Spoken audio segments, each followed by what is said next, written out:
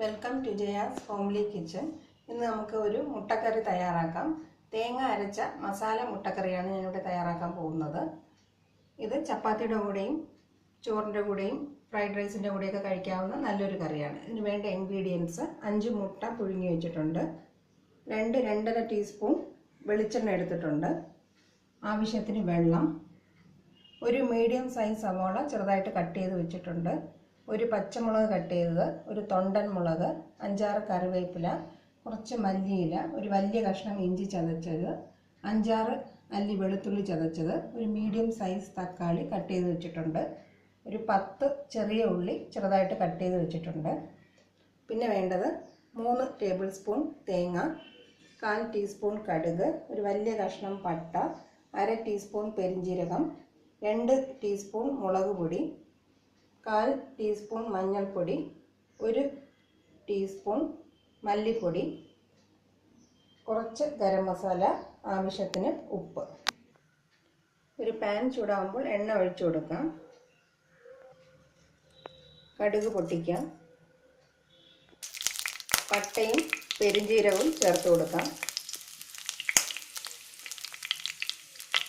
അത് മൂത്ത് വരുമ്പോൾ കറിവേപ്പില, ഇഞ്ചി, വെളുത്തുള്ളി, തൊണ്ടൻ മുളക്, പച്ചമുളക് എന്നിവ ചേർത്ത് 1 മിനിറ്റ് വഴറ്റാം.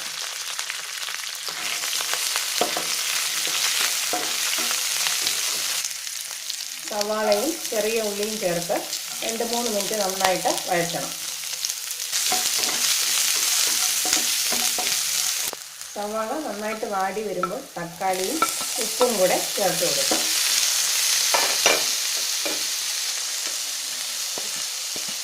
ഇത് 1 മിനിറ്റ് നന്നായിട്ട് വഴറ്റണം. ഇതിൻ്റെ കൂടെ മുളക് പൊടിയും മല്ലിപ്പൊടിയും മഞ്ഞൾപ്പൊടിയും ചേർത്ത് 1 മിനിറ്റ് നന്നായിട്ട് വഴറ്റാം.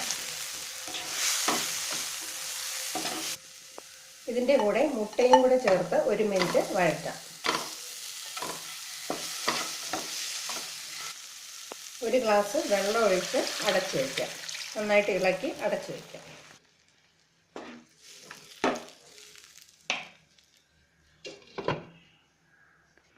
കറി 4-5 മിനിറ്റ് നന്നായിട്ട് തിളയ്ക്കണം. ആ സമയത്ത് നമുക്ക് തേങ്ങ അരച്ചെടുക്കാം.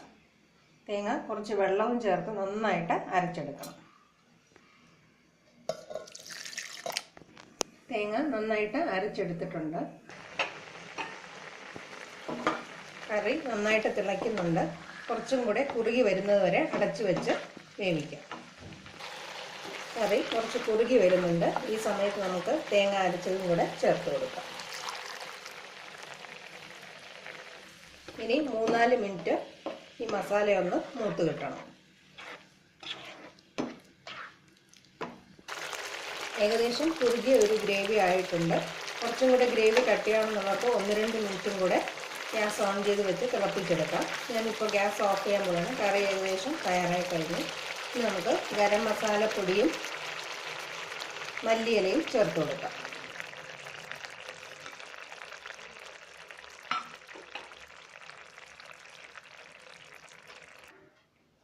വളരെ രുചികരമായ തേങ്ങ അരച്ച മുട്ട മസാലക്കറി തയ്യാറായി കഴിഞ്ഞു. ഇതെല്ലാവരും തീർച്ചയായിട്ടും വീട്ടിൽ പരീക്ഷിക്കുക. Thank you for watching my video.